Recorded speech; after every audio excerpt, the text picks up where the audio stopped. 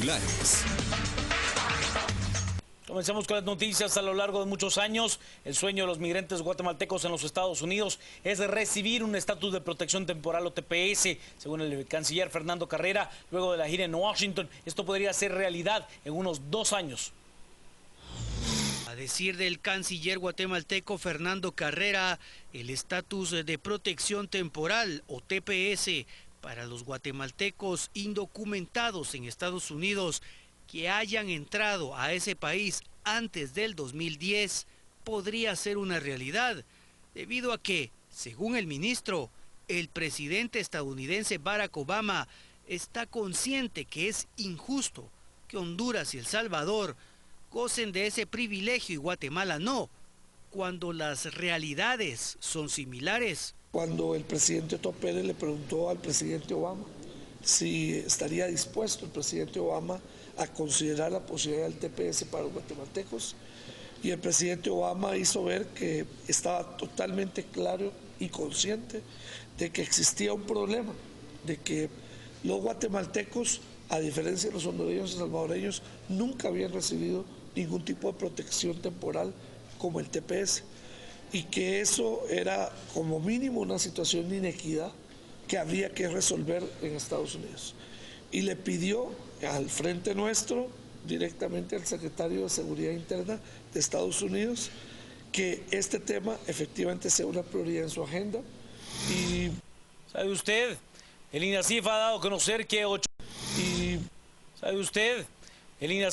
conocer que 800 personas han muerto intentando pasar hacia los Estados Unidos. 400 han sido identificadas plenamente y los cadáveres les han sido entregados a sus seres queridos. Más de 400 familias han recibido los cuerpos plenamente identificados de sus familiares que han fallecido en la búsqueda del mal llamado sueño americano. El Instituto Nacional de Ciencias Forenses INASIF desde el 2012 ha logrado establecer la identidad de la mitad de los cadáveres repatriados. No solamente es a través de ADN, es a través de estudios antropológicos, de la medicina legal, de la lofoscopía y de todas las secciones del laboratorio de criminalística que nos permite, por lo menos en el 2013, reducir a un 50% este índice de personas no conocidas. Es decir, nosotros logramos identificar y ponerles identidad a más de 400 XX que estaban en Guatemala, de 800. En Jalisco, México, se han reportado casos de migrantes guatemaltecos fallecidos, pero hasta hoy no se ha podido agilizar los casos, pero se anunció que será en cuestión de meses lograr un cambio para facilitar los datos. Cuando los dos institutos compartan el mismo sistema software CODIS, lo vamos a poder hacer, ellos van a poder acceder a esa base de datos y consultar nuestro CMM. En este caso, Guatemala ya lleva pasos adelante, ya está, se acaba de estrenar, yo quisiera, me voy a reservar esa información para que el señor director se las dé, pero depende de que nosotros también podamos tener ese software ya en operación, de eso depende. El Departamento de Genética del INASIF ha sido capacitado por el Buró Federal de Investigaciones en Estados Unidos, por sus siglas en inglés FBI, para echar a andar la base de datos que se necesita para tener un mapeo de los guatemaltecos. La información fue divulgada tras la firma del acuerdo entre el director del INASIF de Guatemala y del Instituto Jalisciense de México, en el que se comprometieron a capacitar personal mexicano en peritaje balístico. Usted en Totonicapán, representantes de los 48 cantones realizaron manifestaciones. Ellos tienen diferentes demandas. Los integrantes de los 48 cantones de Totonicapán bloquearon hoy el paso vehicular desde las 6 de la mañana en el kilómetro 187.5, jurisdicción de 4 Caminos, en el kilómetro 169, Cumbre de Alaska, salida al departamento de Quiché y vías alternas hacia Quetzaltenango, Huehuetenango y Sololá. Los inconformes indicaron que se agotaron las vías de diálogo que iniciaron el pasado 20 de marzo cuando solicitaban al directorio del RENAP el retorno a las tarifas que anteriormente cobraban. Entre tanto, los negocios, instituciones y establecimientos educativos estuvieron cerrados al público por temor a posibles incidentes, ya que en esta ocasión varias comunidades, principalmente en las 4 zonas del casco urbano, no apoyan esta manifestación. Pues lo que se está haciendo hoy es definitivamente un pronunciamiento del pueblo en contra de los excesivo cobro de extensión de documentos de parte de RENAP. Nosotros como alcalde comunitario pues hemos realizado varias gestiones, hemos agotado los recursos del diálogo y hasta el momento no se nos ha dado una respuesta favorable al pueblo de Totonicapán. Lo último que ellos nos notificaron que dejaron con 15 quetzales y que el pueblo de Totonicapán no lo ve justo ese puesto.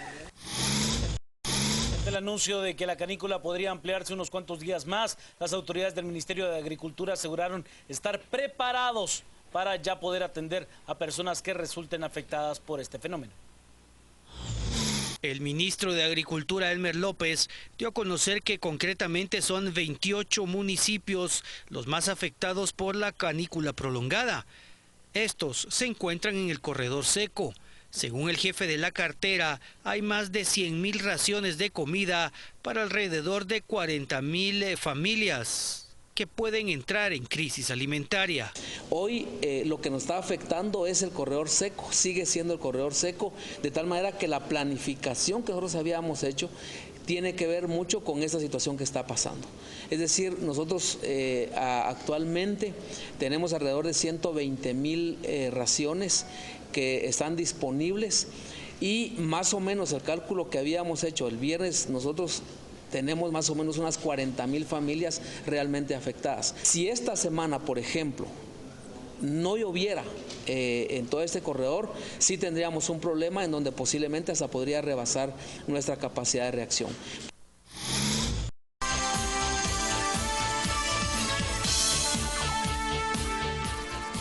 Con las noticias, el ministro de Gobernación, Mauricio López Bonilla, aseguró que él no busca ser candidato oficial a la presidencia y cree que el candidato natural del Partido Patriota es Alejandro Sinibaldi. El ministro de Gobernación y secretario adjunto del Partido Patriota, Mauricio López Bonilla, descartó aspirar a la presidencia de la República como precandidato presidencial en las elecciones del próximo año. Bonilla indicó que está enfocado en el ministerio que dirige y en su momento indicó que podría optar por alguna curula en el Congreso de la República. Me preguntan a mí en mi interés personal, yo soy muy enfático en decirlo, como lo dije desde un principio. Vine para trabajar 4 años en la implementación de un plan estratégico. Estamos hablando de un escenario general en donde en muchas ocasiones se habló de posibilidades de ir o por una candidatura a una diputación o participar en un binomio, pero han sido discusiones de posibilidades. No hay nada concreto sobre ese tema. Para el jefe de la cartera del Interior, el candidato natural a la presidencia por el Partido Patriota es Alejandro Sinibaldi. En este caso un precandidato que es ministro, que es fundador del partido, que tiene 10 años de trabajar con las bases en todo el país, que lo conocen muy bien, que se ha ganado el cariño de ellos. A mí me parece que eso es lo más natural, sería lo más probable. ¿Sinibaldi sí es el precandidato del partido? Para mí es el candidato natural del Partido Patriota, sí. El ministro de Salud Pública reconoce que tiene 32 páginas de contenido profundo, formato PDF, descargable, totalmente gratuito. Entramos a nuestro segundo tema de discusión de la noche, carencias salud. Carencias salud es nuestro hashtag de la noche, carencias salud. Hablamos acerca de estas carencias que se tienen en el Ministerio de Salud Pública, que fueron reconocidas hoy por el ministro, y por supuesto de la llegada a Guatemala de más de 300 enfermeras cubanas para poder paliar el déficit en esta materia que se tienen en el sistema hospitalario nacional.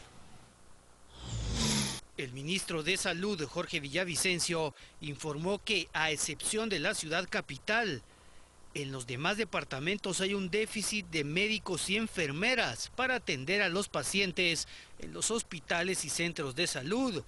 Para paliar un poco esta crisis, de Cuba vinieron 300 enfermeras. Lo ideal sería que tuviéramos 25, por ejemplo, médicos o enfermeras por 10.000 habitantes, y exceptuando Guatemala, que tiene 32 por 10.000, le puedo decir que la mayor parte de departamentos andan en 2.9, 2.8. Esto se ha tratado en el Consejo Nacional de Salud precisamente con las demás universidades, porque lo que ha pasado a través del tiempo es que no se ha trabajado sobre, digamos, la demanda que tiene, territorio nacional sobre las enfermedades, sino que la oferta que dan las universidades del país. Vamos a trabajar en la formación. Esa es una de las razones por las cuales pues hubo necesidad de ir a Cuba a traer 317 enfermeras especializadas en ginecobstetricia. Guatemala no tiene el recurso para atender este tipo de situación. Tenemos enfermeras graduadas, tenemos enfermeras profesionales y enfermeras auxiliares, pero el déficit que tiene en recursos humanos el país es grande y por eso se ha estado trabajando con las universidades para tratar de alguna manera corregirlo. El ministro anunció que pedirá un aumento de presupuesto para la cartera en al menos 1.500 millones de quetzales para el próximo ejercicio fiscal. Total, nosotros estamos pidiendo cerca de 7.000 millones de quetzales, que sería pues para tener un presupuesto para dar todas las demandas necesarias que tiene la necesidad del pueblo, ¿verdad? Pero obviamente esto depende de que lo aprueben o no en el Congreso de la República. Todos estamos atendiendo las máximas necesidades con los mínimos recursos que tenemos. El año pasado se pedía aproximadamente una brecha de 1.500 millones adicionales para cubrir este año. Al darnos el mismo presupuesto, pues obviamente nosotros tenemos ciertos déficits porque la demanda, por ejemplo, de los servicios ha sido aumentada. La mayor parte de producción que tienen los centros hospitalarios, los CAIMIS y los CAPS, pues se ha visto que la producción ha aumentado y pues el presupuesto sigue siendo el mismo. Vámonos ahora a las redes. Carencias Salud es nuestro segundo hashtag de la noche. Marvin Palacios, interesante la forma que se está remarcando la diferencia entre campo y ciudad en Guatemala. Vamos hacia atrás, esto refiriéndose al tema anterior. En el tema nuevo, Carencia Salud, es lo que nos dice Edu. Carencia Salud, 300 enfermeras de Cuba, y si crean 300 plazas mejor y pagan decorosamente, así de paso generan empleo, es lo que nos dice Edu. César Brand, ¿y dónde están todos los que se gradúan de las universidades? Es imposible que hayan pocas oportunidades, nos dice César. Julio Gómez, Carencia Salud, un estado deplorable en el sistema de salud, mala administración, su pregunta. Mala ejecución del presupuesto es su otra pregunta.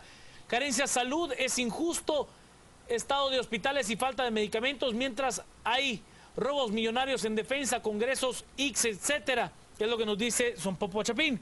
Julio de León, las carencias de salud solo reflejan la administración de nuestro gobierno y la falta de interés de los mismos. Nos dice advertencia, desalojo, todos cometen un delito, es un delincuente y como tal debe de ser tratado, impongan y ejecuten. Nuestra muy estimada ingeniera María del Carmen Aceña tuitea con nosotros: el aumento en el presupuesto fue para cubrir el pacto colectivo y no para mejorar la gestión. Esto refiriéndose al tema de la salud pública. Así fue.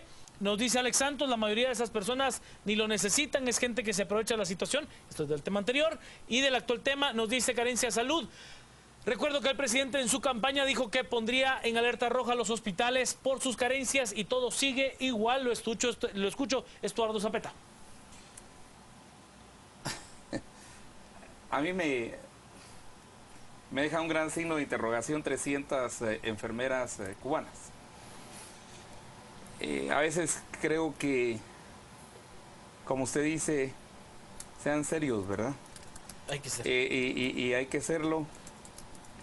Y yo preguntaba por qué, y la razón es porque son más baratas. ¿Es trata de personas eso? Es... me hace muchas lo que dice otro tuit ahí de, creo que la ingeniera Seña es exacto. Se hizo una aprobación de, ¿cuánto? Eran 1.800 por ahí millones para los 3 años del pacto colectivo que alcanzó salud y educación juntos. Pero no es para inversión, es básicamente para gasto recurrente, es para salarios, ¿verdad? De hecho fue aprobado en una ley, no sé si de vegetales o de túmulos, creo que fue la de vegetales. La de vegetales sí que era un pacto que se tiene ya con la Organización Mundial del Comercio, pero fue la ampliación del presupuesto. La ampliación del presupuesto para entonces cubrir eso. Y digamos, aquí tenemos un problema y entonces tenemos que ser muy rápidos con la solución. ¿Qué tal si lo miramos desde otro ángulo y empezamos a ver la posibilidad de una alianza público-privada? ¿Por qué el gobierno tiene que hacer hospitales? ¿Por qué no requiere el servicio salud? ¿Por qué no mejor, digamos, Porque, bueno, lo hace a través de estas ONGs que hoy tampoco tienen presupuesto para poder cubrir esas necesidades. Por eso, pero digamos en términos de los hospitales, ojo que con las ONGs es la actividad eminentemente preventiva, que de todos modos empiezan en enero y ya por este mes, agosto, septiembre, ya no hay para dónde. Entonces, entonces empezamos a tener otro ciclo, digamos, cohortes, de gente que entra precisamente por la falta. Pero, ¿por qué no pensamos diferente? ¿Por qué no se compra el servicio de alumbrado en lugar de comprar los focos? Pues, ¿verdad? Ese es un punto, si puedo utilizar un ejemplo tan simple como eso. ¿Por qué no cambiamos nuestra manera de pensar y entonces podemos ver el sistema, digamos, todo el sistema de salud, aún incluido el sistema previsional, y el sistema previsional cuanto más en términos de poder tener excelentes servicios, ¿verdad? Sin afectar, entonces, por ejemplo, en el caso del sistema previsional a quienes cotizan a un seguro social, en el caso de quienes requieren salud pública, es que tenemos que pensar de otra manera. Este sistema, como lo tenemos ahorita, se le puede meter más dinero, pero eso es básicamente es solo darle de comer al monstruo. Entonces el monstruo siempre va a comer, ¿verdad? Este es como un monstruo que come galletas, entre más se le da, más quiere. Pero no necesariamente va a funcionar bien. Entonces sí tenemos que cambiar de mentalidad y tenemos que pensar otras formas de prestar el servicio de salud. Yo tengo muchas dudas para mí, en primer lugar, si debe ser público el sistema de salud, estatal me refiero, ¿verdad? Pero supongamos que sí lo es y que es más difícil cambiar la ley, que los sindicatos quemarían todo Guatemala, los quemarían a todos juntos. Entonces, ¿por qué no? ¿Y por qué tiene muy poca competencia el sistema de salud? El sistema de salud estatal también es un monopolio. Ya no digamos el de previsión, el sistema previsional también es un monopolio. Entonces lo que tenemos son monopolios estatales, ¿verdad? Pero aún bajo ese parámetro sí tenemos que ver formas diferentes de prestar ese servicio. Y yo sí dejo una gran interrogante con relación a las enfermeras cubanas. Pero no es nuevo, licenciado, ¿eh? No, porque vinieron los doctores también. Han venido una serie de los doctores de médicos cubanos, sí. También de enfermeras cubanas. ¿Y por qué no los fuimos a traer a Noruega? ¿Y por qué Suecia entonces no manda enfermeras? Holanda debería mandar enfermeras. Canadá y los españoles que tanto quieren apoyarnos, ¿por qué en lugar de enviar plata, por qué no envían enfermeras? Pregunto, pues, si se puede preguntar, ¿verdad? Vámonos a las redes, nos dice Oscar Jiménez, carencia salud. Es complicado este tema, me descuentan como 350 quetzales mensuales de IX y no lo uso, menos los hospitales públicos, es lo que nos dice Oscar. Exacto, ahí dio en el clavo, ¿eh? Y de aquel doc que dijo que no le dan presupuesto porque no pagamos impuestos, porque no pagamos más, porque nosotros está mal. Esto es referente al director del hospital Roosevelt, que la semana anterior pues dijo que él no tenía presupuesto y para cerró los servicios. Sí, que no tenía presupuesto porque el guatemalteco no paga impuestos. Esa fue su declaración, ¿no? Cuando ustedes paguen más, de una manera un tanto altiva y... ¿Y qué ha pasado con todo lo que hemos venido pagando? Pero si la recaudación al final... ¿Está subiendo? ¿Está subiendo? Está subiendo, sí. Oscar nos dice, nada nuevo, pero no es lo que queremos saber. ¿Cuándo será prioridad el acceso al servicio de salud para este gobierno? Es lo que se pregunta Oscar. Acá Nando Fresh, carencia de salud. Solo quieren médicos enfermas, medicinas gratis y no quieren pagar. Es lo que nos dice a través de Twitter. Eso ya lo leíamos. En cuanto a los enfermeras, mensajes, sí, entre los mensajes nuevos.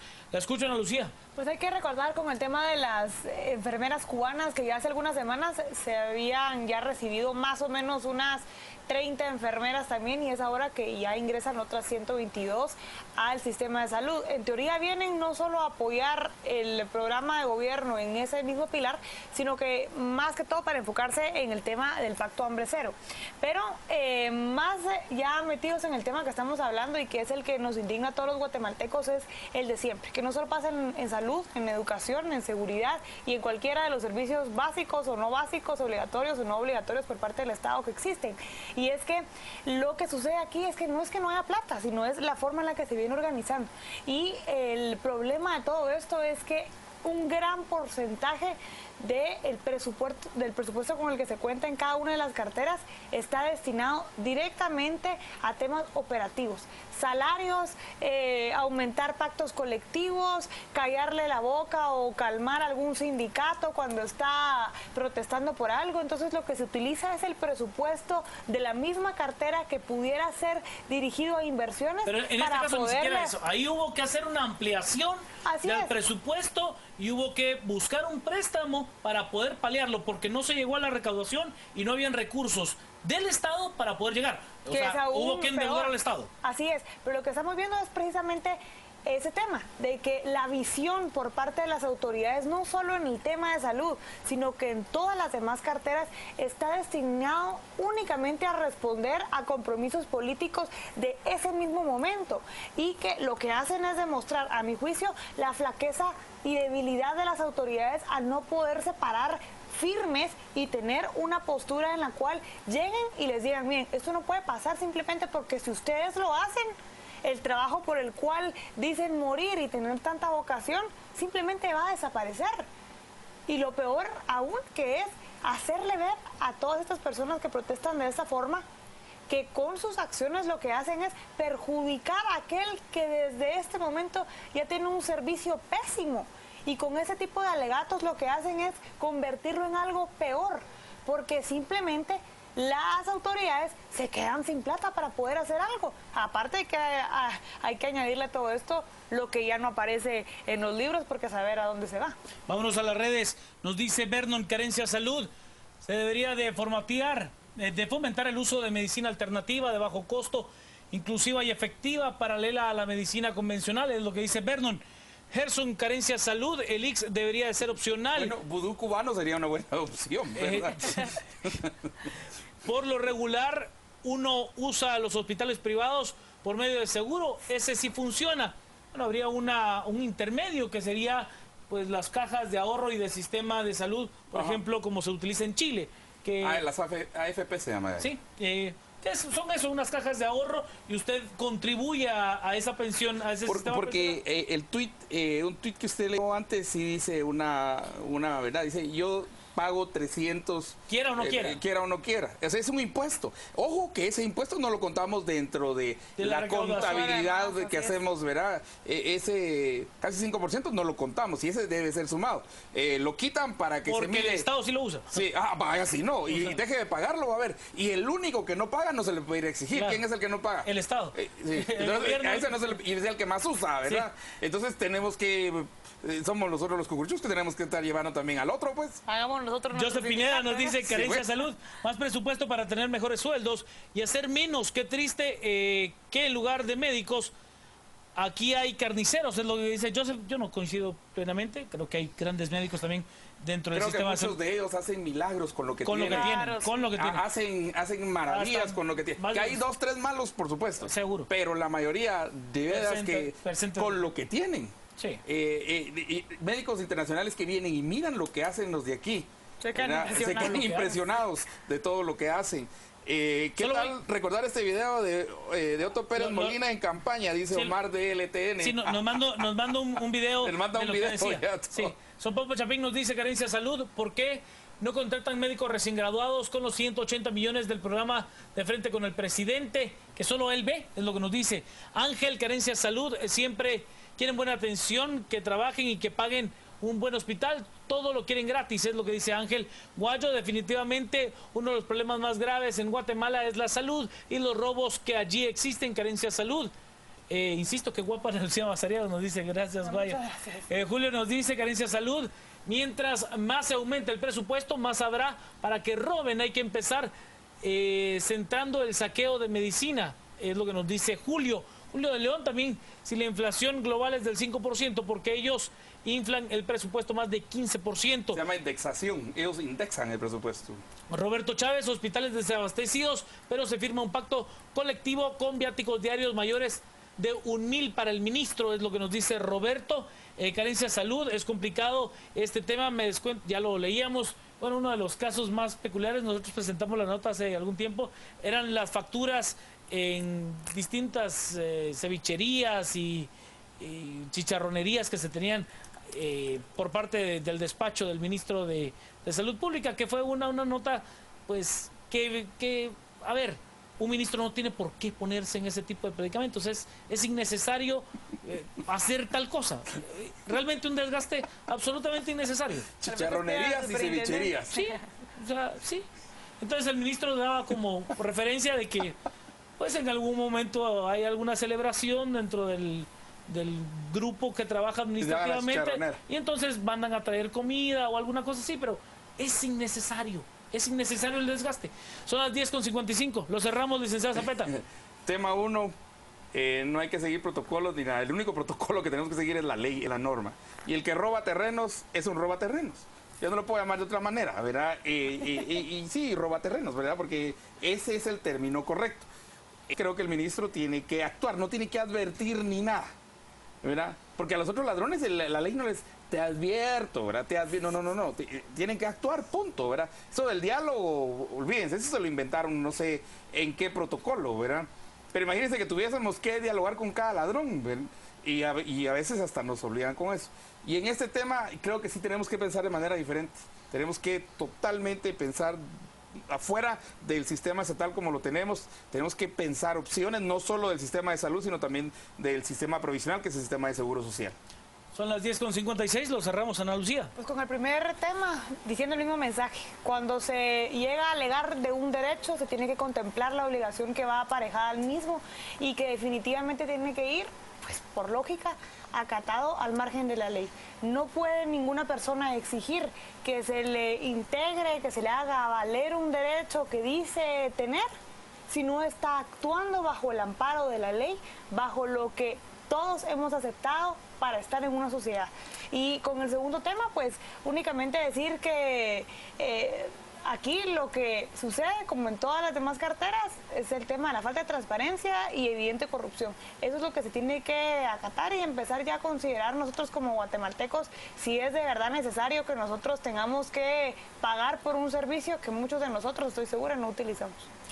Hasta aquí llegamos con la discusión. Hoy nueva pareja de lunes. Agradecemos de verdad haber participado abierta y libremente a través de las redes sociales en este debate ciudadano. En nombre de Estuardo Zapeta, de Ana Lucía Mazariegos, de Philip Chicola, de Hugo Novales, de Cristian Castillo, de Quique Godoy, de Edgar Ortiz, de un servidor Juan Carlos Sandoval, le agradezco su compañía. Lo esperamos mañana a las 10 p.m. Mientras tanto, le deseo a usted que tenga una noche muy hermosa. El déficit que tiene en recursos humanos el país es grande. A 2 meses para que se vence el plazo para re-registrar el armamento en Guatemala, el Ministerio de la Defensa da a conocer que no se han registrado 214,000 armas de fuego. Luego que el pasado 28 de abril venciera el plazo para que las personas que poseen armas de fuego y deportivas realizaran la inscripción en la Dirección General de Armas y Municiones de IGECAM, el ministro de la Defensa, Manuel López Ambrosio, afirmó que existen alrededor de 214,000 armas que no fueron registradas y consultó con el Ministerio Público si existía algún delito por la tenencia, y el ente investigativo respondió que no amerita delito sino falta. El ministro anunció la creación de una base de datos de las personas que no tienen registradas sus armas. La evaluación que se hizo de la ley en coordinación con el Ministerio Público se estableció de que lo que ellos no tienen es un registro de tenencia, y la ley no establece una persecución penal por no tener la tenencia. De tal manera que ahorita estamos en el proceso de hacer los listados del personal que no hizo su trámite. Se lo vamos a pasar al Ministerio Público, este listado, y ellos pues harán las verificaciones que corresponde. Asimismo se le va a trasladar a la Policía Nacional Civil también ese listado de las personas que no hicieron el registro. No vamos a hacer una denuncia por eso, porque legalmente no hay un delito que perseguir ahí por la tenencia. 3 hombres presuntos extorsionistas fueron asesinados. El registro. No vamos a hacer una denuncia por eso, porque legalmente no hay un delito que perseguir ahí por la tenencia. 3 hombres presuntos extorsionistas fueron asesinados, esto en el mercado del Guarda. 3 hombres hoy bebieron su último trago. Frente a la pensión Bonanza quedaron los cuerpos de 2 hombres y uno más frente a la cantina Guadalajara, ubicados en la 2ª calle y 0 avenida de la zona 11 en el mercado del Guarda. Todos fueron atacados con arma de fuego por sujetos desconocidos desde un vehículo. Según la primera versión, los hombres debían en la calle cuando desde el carro les dispararon sin decir una palabra. Uno de ellos intentó escapar, pero su cuerpo quedó en plena calle. Los fallecidos presuntamente se dedicaban a cobrar extorsión a los inquilinos del mercado. El Ministerio Público y Policía Nacional Civil, al realizar la diligencia, intentaron identificar los cuerpos, pero no se pudo establecer y tampoco los curiosos pudieron dar algún sobrenombre. Ante el clima, Diana Guerra.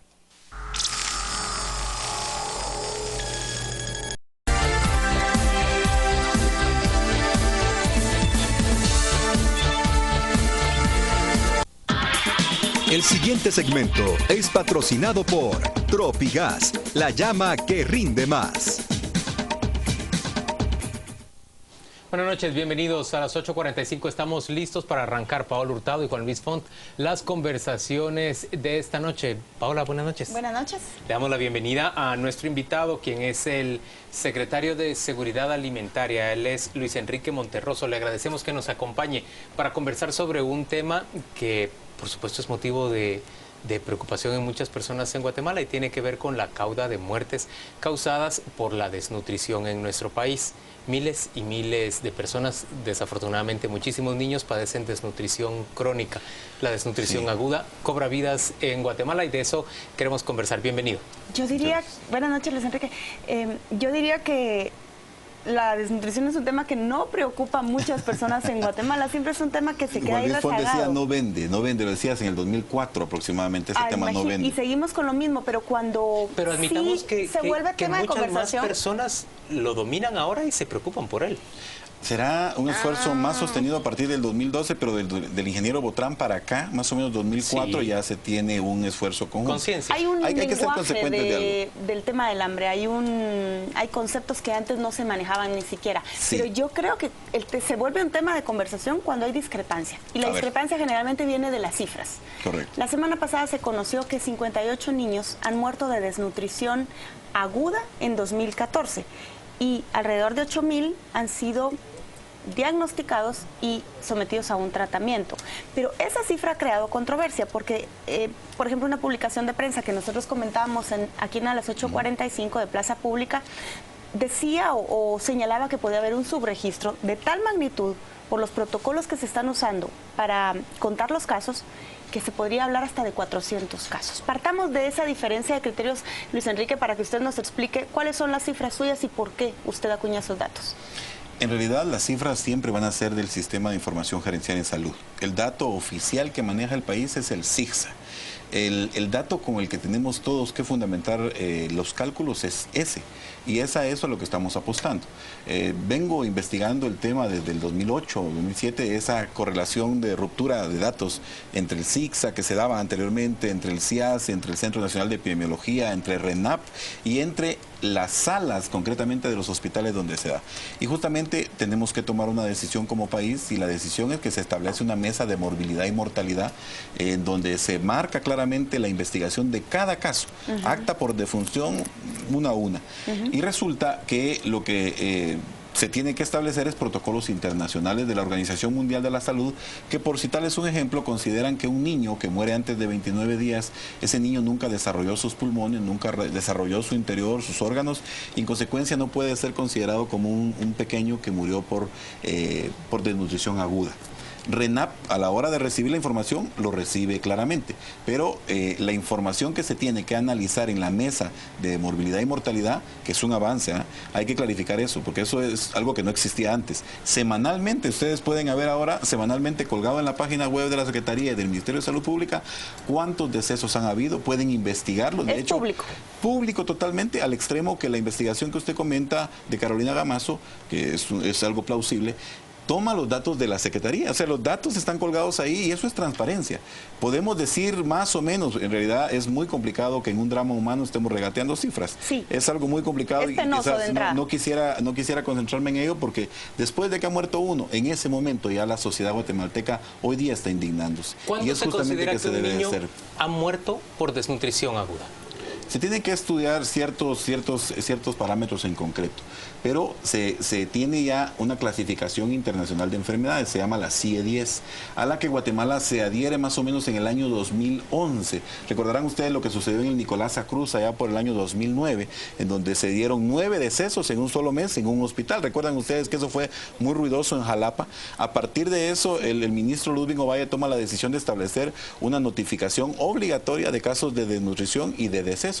Imaginen ustedes, estamos hablando desde el 2009 y los datos empiezan a madurarse para que tengan cierta información en 2010 y en 2011.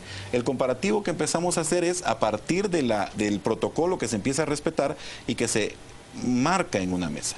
Ahí es donde tenemos que empezar a hacer el análisis comparativo. Y les insisto, tenemos que tomar en cuenta también no solo los decesos que se están dando, sino el número de niños que se han salvado. El año anterior, por ejemplo, 18.093 casos de niños se salvaron. Ese dato de 18.093 es el que da la pauta de cuántos decesos hubo versus los que se salvaron y nos da la tasa de letalidad, lo que se denomina tasa de letalidad. ¿Cómo se establece que un niño se salvó? En este caso, se tienen que seguir protocolos de la Organización Mundial de la Salud, unos ambulatorios y otros hospitalarios. Él era Hay parte ciertos lineamientos. El niño era parte de un censo de riesgo.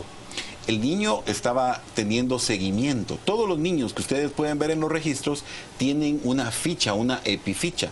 La Secretaría de Seguridad Alimentaria va al hogar en muchos casos, en algunos otros lo ve en el hospital y en algunos otros casos le da seguimiento.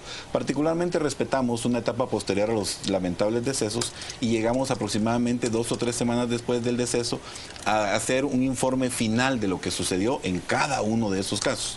El año anterior, por citarles un ejemplo, para llegar a la concreción de la cifra, se manejaron arriba de 5.000 evaluaciones para poder establecer en actas de defunción cuando había la correlación.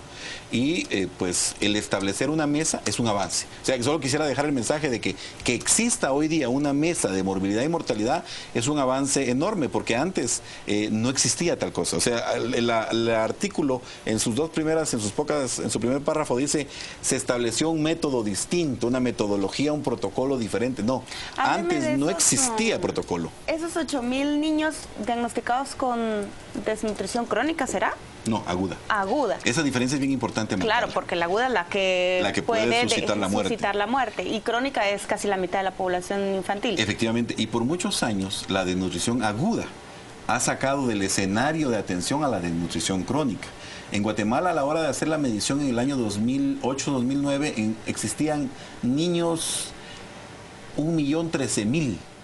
1.013.000 niños desnutridos crónicos de aquel momento, que por supuesto fueron evolucionando. Pero ese 1.013.000 no se veía porque en aquel tiempo más o menos habían 20.000, 25.000 niños con desnutrición aguda. La atención se centraba en los niños con desnutrición aguda, 25.000, y se desconcentraba de ese 1.013.000 que se tenía. Le estamos prestando especial atención a los niños con desnutrición aguda, al igual que antes. No. Esto cambió radicalmente. ¿Cómo es esa proporción de recursos? ¿Qué estamos haciendo con los niños que tienen riesgo de morir de hambre y los niños que tienen una desnutrición crónica que les va a afectar el resto de su vida en su desarrollo? Hoy día hablar de la ventana de los 1.000 días es bastante usual. Cualquiera de nosotros puede hablar de las intervenciones, de la lactancia materna que se vincula, y ese es un avance importante que como sociedad todavía no hemos apreciado, pero que en el tiempo, cuando tengamos un quiebre muy significativo, dentro de 10 años, dentro de 15 años, cuando ya se marque una diferencia radical, aunque ya se está empezando a marcar, vamos a tener la claridad. ¿Qué es prevención de desnutrición crónica? Intervenciones de la ventana de los 1.000 días innovadoramente propuestas. Antes se hacía en muy pequeña escala, al extremo de que si vamos al Psicoín y buscamos el presupuesto del Ministerio de Salud Pública antes del 2010, antes del 2011, no aparecen las líneas presupuestarias porque no se destinaba recurso. Del 2012 para adelante le damos seguimiento especial de gasto. Luis Enrique, eso es prevención. ¿Están siendo eficaces esas acciones de la ventana de los 1.000 días? Sí. ¿Se le está dando realmente esta papilla nutritiva a los niños? Y pregunto yo en concreto, ahora que se cancela 170 convenios a ONGs de extensión de cobertura, muchas de las cuales, por ejemplo, distribuyen ese tipo de productos nutricionales para mejorar la ingesta de los niños, ¿cómo se les va a llegar? ¿Quién se va a acercar a esos niños? Inicialmente te respondo a la pregunta de base. ¿Son exitosas las intervenciones? Sí lo son. En un periodo de 15 años, en los 166 municipios hambre cero, se redujo 1.5 la desnutrición crónica. Evidencia marcada por datos oficiales.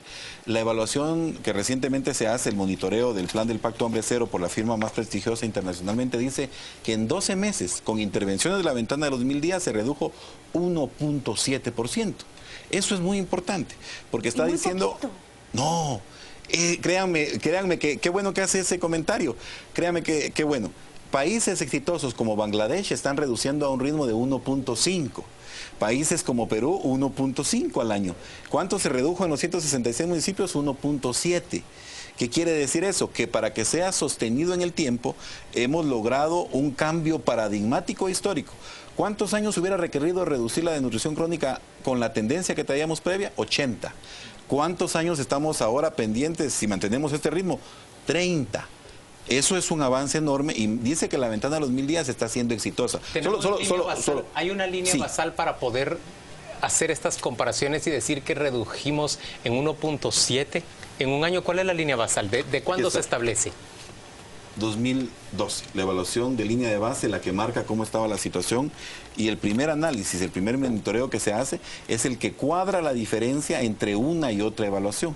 Eso nos da la garantía de decir que hay comparativo, que hay una metodología detrás, que hay ciencia y rigurosidad para que podamos afirmar 1.7.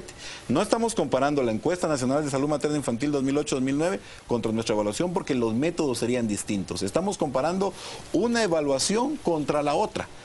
Eso a la larga es dar garantía de que tenemos un dato certero. Hace un rato decías algo razonable, y es que no tiene sentido ponernos a discutir respecto a si esta cifra es mayor o aquella. El solo hecho de que en Guatemala existan niños muriendo por consecuencia de la desnutrición ya es un fracaso de la sociedad. Atenderlo es una obligación harta de nuestras autoridades, de nuestro Estado. Como sociedad tenemos que organizarnos gracias del derecho a la alimentación para eso. Pero, debería ser una emergencia. Pero sí resulta valioso establecer si estamos hablando de las cifras correctas o si estamos subregistrando, porque a lo mejor si subregistramos no llegamos a todos los niños que necesitaríamos llegar con el esfuerzo. Llegamos, digo yo, Aramos dijo la mosca, ¿verdad? Un comentario. ¿Cómo garantizaría usted, para añadir esa pregunta de Juan Luis, es interesante, que esa cifra es correcta y que no la estamos escondiendo bajo la alfombra algunas muertes que sí podrían obedecer a hambre? Ustedes pueden ver en la página web las semanas epidemiológicas colgadas una a una. Eso es transparencia. ¿Qué significa una semana epidemiológica? La semana que hace el cálculo de cuántos casos de desnutrición hubo a partir de las epifichas que se recogen en el terreno, que suben al nivel central del Ministerio de Salud Pública, que tienen un cruce de información contra la Secretaría y se consolidan en una mesa en concreto donde se llega a la discusión caso por caso. ¿Cómo me aseguro que todos los niños de Guatemala tienen una epificha y que no se quedan, digamos, bolsones de niños viviendo en poblaciones dispersas y remotas sin ser registrados? O un niño que muere de neumonía, pero que se la provocó la mala alimentación y el hambre. Hacen varias preguntas a la vez y así me cuesta contestar alguna. A la larga les voy a comentar algo. El que tengamos hoy este tipo de control nos está permitiendo ahondar en programas como este que hace 5 años no hubieran sucedido. Entonces estamos hablando de un avance y mantengamos esa visión porque a la larga estamos conversando sobre un tema muy, muy sensible. ¿Cómo podemos garantizarlo? Hubo un momento a principio del gobierno en donde se dijo que se iba a sacar mucha más gente que hiciera búsqueda activa a terreno, mucha más enfermeras, iba a haber contratación masiva. Y la primera inquietud que surgió es, si hay más búsqueda activa, van a haber más números de casos. ¿Es correcto? Claro. ¿Y qué va a suceder? Van a decir que es un fracaso el Pacto Hambre Cero. ¿Por qué? Porque los casos se disparaban. ¿Qué estábamos haciendo en ese momento? Mostrando la dimensión real de la situación. Exacto. ¿Saben qué sucedió? Por ejemplo, el departamento de Guatemala y el municipio concreto de Guatemala tomó una conciencia ciudadana que, si bien es cierto, hay más búsqueda activa, también hay más búsqueda pasiva. O sea, la madre ve a su niño y dice, mi patojo puede tener desnutrición, y ya lo lleva a un puesto de salud. Eso no pasaba antes. ¿Qué cambió? Guatemala como departamento es el más alto de casos de desnutrición aguda de todo el país por varias semanas epidemiológicas. ¿Porque tiene, digamos, más conciencia de la población? Ha surgido algo que Guatemala no va a perder, pase lo que pase de aquí en adelante. Ganó conciencia ciudadana en torno a la problemática de la desnutrición. Cuando en el año 2008-2009 le preguntaba a UNICEF a la ciudadanía, lo que usted decía el viernes, ¿cuáles son los problemas de Guatemala? Violencia y criminalidad, generación de empleo y desnutrición. No, eso no. Y empezaban a decir muchas complicaciones. ¿Saben cuántos decían? 0.5 decían en este país, es un problema la desnutrición. Hoy día estoy seguro que por lo menos 25 de cada 100, seguro, sin haberme salido a la calle a ver, dicen no, la desnutrición es uno de los 3 problemas más graves del país. Esa conciencia ciudadana suscita que el médico atienda mejor en el hospital al niño, que la comadrona lo piense, que el estudiante lo platique, que se converse. Por citarles un ejemplo, los estudiantes que se gradúan del nivel medio son 96,000 al año y cada uno de ellos está haciendo hoy día un seminario en torno a la desnutrición. ¿Lo marca él? Sí. ¿Y marca la sociedad? Sí. Eso es fundamental. Pero así como lo pinta está muy maravilloso. El propio presidente de la República nos reconocía aquí en una entrevista hace 2 semanas que aunque lo pueden mencionar como su gran logro, también reconoce que ha sido uno de los grandes retos, el combate a la desnutrición, el programa de Hambre Cero.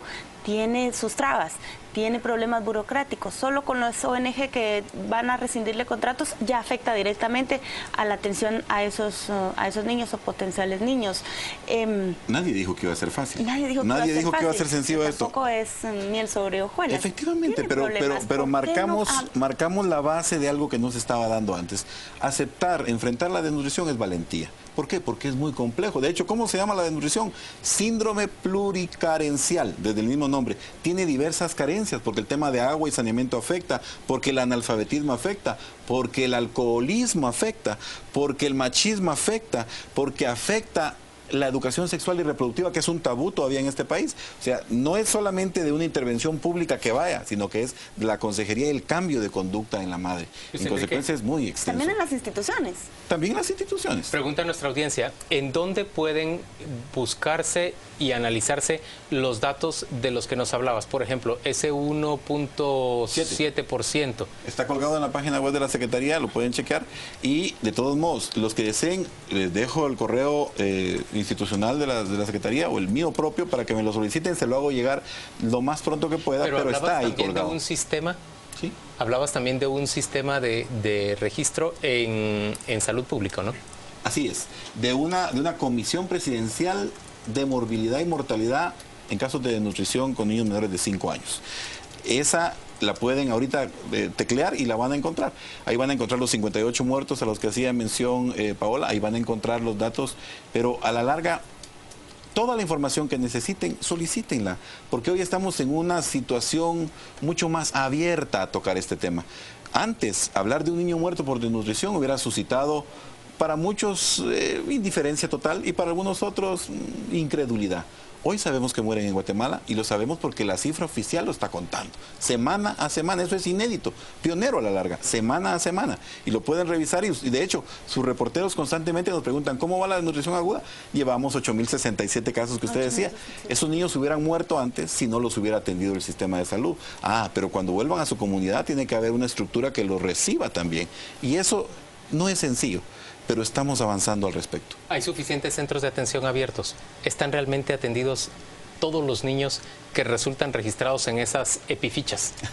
Bien, hacemos algo cada vez que vamos a un departamento y antes no sucedía. Le preguntamos a cada gobernador departamental cómo está su tasa de recuperación. La tasa de recuperación a la que aspiramos tiene que estar arriba del 70%. Ustedes han visto que se han ido gobernadores y si alguno de sus corresponsales lo puede comentar a ustedes, le dirán que lo que pregunta el señor presidente y la señora vicepresidenta al gobernador y al área de salud es cómo va su tasa de recuperación. Llevan 1.000 niños, sí, pero ¿cuántos de esos 1.000 niños que han ustedes identificado y están en tratamiento ya se les recuperaron? Por eso se hizo tan visible el alimento terapéutico listo para el consumo, el ATLC, que antes no significaba nada y hoy sabemos que puede salvar la vida de un niño en 15 días recuperándolo de la situación. Antes no lo compraba el Estado. ¿Hay existencia de ese alimento terapéutico a mano en todos los departamentos del país? Es justamente lo que se está avanzando. 1.600 cajas ingresan porque estaba escaso realmente y UNICEF envía ya el primer aporte para tener cobertura de los próximos 5 meses que quedan. ATLC. Hubo desabastecimiento en algún momento y eso no lo podemos negar. Y hubo desabastecimiento porque nosotros lo hicimos público. O sea, nosotros en algún momento decíamos en cada reunión del Consejo Departamental, ¿cómo está su ATLC? Señor gobernador, ¿cómo está su ATLC? Y decían ellos, pues me falta. Y el ministro mismo decía, ¿por qué no nos ha dicho? ¿Por qué no es prioridad para usted avisarlo? Luis Enrique, ¿cómo resumiría usted la razón por la que se murieron 58 niños en lo que va de este año de desnutrición? Hay 4 causas fundamentales, las 4 demoras, como se le llama. La primera, que la familia en muchos casos no sabe que su niño tiene desnutrición. La segunda, que sabe que tiene complicaciones nutricionales, pero que no tiene capacidad económica de llevarlo al puesto de salud. La tercera, que no hay una forma de movilizarlo. Y la cuarta, la atención que se le puede prestar en el puesto específico de salud en donde llega. Esas 4 demoras es algo sobre lo que estamos trabajando intensamente, y ahí ven ustedes cómo las ambulancias, por ejemplo, el año pasado hablaban de vinculadas al Pacto Hambre Cero. Y cualquiera dijera, ambulancias que tienen que ver con el Pacto Hambre Cero. Hemos detectado que la movilización y el retardo en la llegada puede tener un impacto. Pero hay una más. La cultura del padre particularmente, que no quiere que la madre saque al niño a la atención, y hemos tenido que llegar con la policía. De hecho, firmamos un acuerdo UNICEF, PGN y CESAN para que hubiera una notificación más rápida y pudiéramos sacar al niño y salvarlo en contra de sus propios padres. Y eso habla de que estamos luchando. Más de un técnico de entidades diversas ha salido macheteado, o sea, le han intentado machetear porque está queriendo sacar al niño. Pero paulatinamente la población va aceptando y accediendo, pero es un proceso. De todas, la que me parece peor es la de que lo llevan al centro de salud y ahí no logran evitarlo, porque quiere decir que institucionalmente está fallando. Claro. Y esos son ajustes que se tienen que hacer, y no podemos venir y decir todo es perfecto. Tenemos que hacer el reconocimiento de que hay áreas de mejora, y la Secretaría, la señora Vicepresidente, insisten al señor Ministro de Salud para que su elemento humano se mantenga con mística de trabajo, porque es fundamental hacerles ver que el funcionario de salud pública es el héroe que al final del día tiene en sus manos la vida o la muerte. Estamos hablando de biopolítica. Estamos hablando de seguridad alimentaria y nutricional, que antes no se veía así, pero que es biopolítica. Le colocamos menos fondos en términos porcentuales con respecto al PIB a salud pública que cualquier otro país de la región. Sí, eso es cierto. Biopolítica, pero si analizás, y pagamos menos plata en salud que en carreteras. Claro, pero si analizás cuánto se le invierte ahorita y lo comparás en lo que se le invertía en el 2007, se ha casi quintuplicado lo que se le invertía. Ese es un avance. Revisemos cifras, revisémoslas, y nosotros las tenemos una a una, porque tenemos que ser consecuentes. Como usted decía, ¿para qué nos vamos a mentir si lo que queremos es que mejore la situación del niño y de la madre? Lo que queremos es evidenciar el éxito a través de que la situación del hogar y de la familia cambie. Luis Enrique Monterroso, gracias por acompañarnos a las 8:45. Vamos a la pausa comercial, volvemos dentro de muy poco. El anterior segmento fue patrocinado por Tropigas, la llama que rinde más.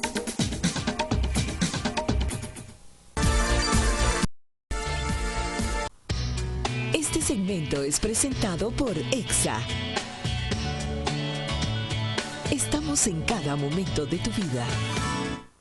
Estamos de vuelta a las 8:45. Vamos a conversar ahora con el periodista Pablo Gámez. Él es costarricense radicado en Holanda. Es periodista, asesor de comunicaciones, y pues en términos generales hay mucho de qué hablar en este momento, Pablo, arrancando por esa pues espantosa tragedia que ocurrió cuando un avión de Malaysian Airlines que había salido de Schiphol en Holanda es abatido a la altura del este de Ucrania por lo que se cree que son las fuerzas separatistas, las fuerzas prorrusas, apertrechadas con misiles tierra-aire por el propio gobierno ruso. ¿Cómo se ha vivido en Holanda? 190 muertos holandeses. 193 muertos. 193 muertos 193 holandeses. Yo vi la foto de la caravana de vehículos fúnebres que llevaban todos los ataúdes. Primero, en realidad con mucha dignidad trataron a los cuerpos de quienes regresaron. Para cada uno, un vehículo, una escolta policial, una cosa tristísima. Es una cosa tristísima, al mismo tiempo una escena macabra, completamente inesperada. Familias enteras que iban a vacacionar a distintos puntos, Kuala Lumpur era uno, científicos. El avión estaba repleto de especialistas en materia del SIDA que iban o se dirigían a una conferencia en Australia, y no estamos hablando de especialistas de segunda ni de tercera, estamos hablando de especialistas de primera, hasta el punto de que estaba señalándose de que posiblemente en ese avión iba la vacuna contra el SIDA. Se ha perdido no solamente una gran cantidad de vidas, sino una gran cantidad de conocimiento.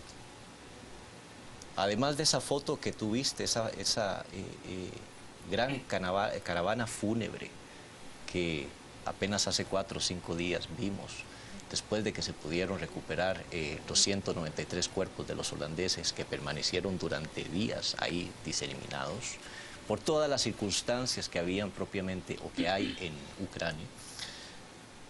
Hay la escena, otra escena igual de fuerte, que es la del campo de girasoles. Recuerda que una de las flores características, además del tulipán en Holanda, es el girasol, y estamos hablando de girasoles de 2 metros de altura. Esa foto de los girasoles, y hay una lluvia de cuerpos desintegrándose, cayéndose sobre ese campo de girasoles. Estamos hablando de un crimen de guerra. O sea, nunca antes, en la historia moderna, hemos visto un acontecimiento de estas características. Ahí se ve la imagen de, ahí estamos viendo de esa caravana, sí, es terrible. ¿Cómo reaccionaron los holandeses ante ese hecho? Imagínate que los holandeses, estamos hablando de días después de que Holanda hace también una gran performance, una gran actuación en el Mundial de Fútbol. Yo pensé en y eso. esa alegría estaba en la nación naranja. Y días después sucede un acontecimiento que empaña y que llena de luto a esa nación.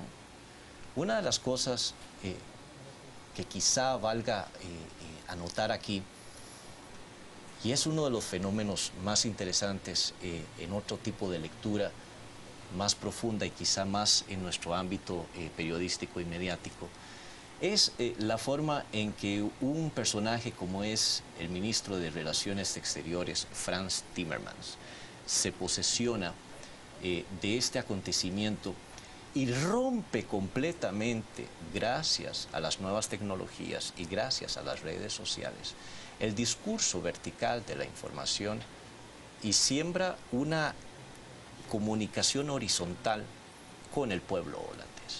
Pocas veces he visto un fenómeno de posicionamiento de un político de esta manera a través de las redes sociales, en donde él mismo se convierte en una fuente de información pura, sin necesidad de intermediarios, nosotros periodistas, llegando de forma directa al pueblo holandés. Y te estoy hablando, cuando tú entras en este momento a la página del ministro Timmermans, ves cifras que yo pocas veces he visto en los políticos modernos. Pablo, lo que no es ajeno para usted desde Holanda es la realidad de América Latina. Fuera del aire usted me explicaba que están trabajando, bueno, usted ha trabajado en la dirección de medios enfocados en América Latina. Correcto. Y está trabajando en una plataforma multimedia para abordaje de la violencia contra la mujer, específicamente en Centroamérica. Correcto. También me explicaba usted que el modelo periodístico o la fórmula pareciera estar agotada cuando se habla de violencia contra la mujer. Se convierten los periodistas, y ahí me incluyo, en un muertómetro, un conteo de muertos más que en un ahondamiento del problema. Esa plataforma en la que usted está trabajando, en forma resumida, ¿qué es lo que va a variar de la forma en que se está relatando la violencia en estas regiones? Paola, yo creo que hay que retroceder en el contexto. El fenómeno de la violencia de género es un cáncer que está afectando no solamente a América Central, sino a toda América Latina, y no solamente a América Latina, sino al Medio Oriente, y no solamente al Medio Oriente, sino prácticamente todos los continentes de este planeta. Yo me enfrento al problema en el año 2005, cuando viajo por primera vez a Ciudad Juárez, y en ese momento en Ciudad Juárez está produciéndose uno de los picos más altos en lo que es el feminicidio. El feminicidio es la forma extrema propiamente de la violencia de género, que culmina con el asesinato o el aniquilamiento de la mujer por el hecho de ser mujer. Y en ese momento detecto una necesidad sistemática de que falta no solamente una aproximación distinta al fenómeno, sino también una sensibilización distinta en el periodista que cubre este tipo de información. El conteo de muertas, el registro de muertas que se está produciendo en México en este momento, yo ya prácticamente perdí los números. Pero lo mismo está pasando en Centroamérica, lo mismo está pasando en Guatemala, lo mismo está pasando en Costa Rica y lo mismo está pasando en el Cono Sur. Entonces, lo que hemos visto en este caso desde Radio Nederland, que es la empresa con la que he trabajado en Holanda en los últimos 17 años, es en la necesidad de crear un nuevo lenguaje periodístico, una nueva fórmula de aproximación a este fenómeno, creando una nueva plataforma o una plataforma multimedia en donde las mujeres que reclaman tener una voz ante los medios de comunicación puedan encontrar un espacio en esta plataforma. Y esta plataforma al mismo tiempo va a abordar o quiere abordar e intenta profundizar de una forma distinta a través del storytelling, que es una fórmula bastante novedosa de abordar este y otro tipo de informaciones periodísticas, rompiendo efectivamente el modelo clásico al que estamos acostumbrados en el periodismo de contabilización o registro de números, el registro de muertes, un análisis global, y ahí se acabó el problema. Cuando tú analizas el espectro macro de la problemática, encuentras que en la última década y especialmente en el último lustro se han multiplicado aquí y allá organizaciones no gubernamentales que están atendiendo estructuralmente el problema. Efectivamente, el problema también se refleja en los medios de comunicación, pero nada cambia. Absolutamente nada cambia. Pero a pesar ¿está en los medios la posibilidad de cambiar esa realidad? Yo creo que ¿son actores de ese fenómeno o solo son el espejo donde se refleja? Yo creo que somos una parte importante para cambiar ese fenómeno a partir de la elaboración periodística y el tono periodístico que tú puedas proyectar en el momento en que abordas este tipo de informaciones.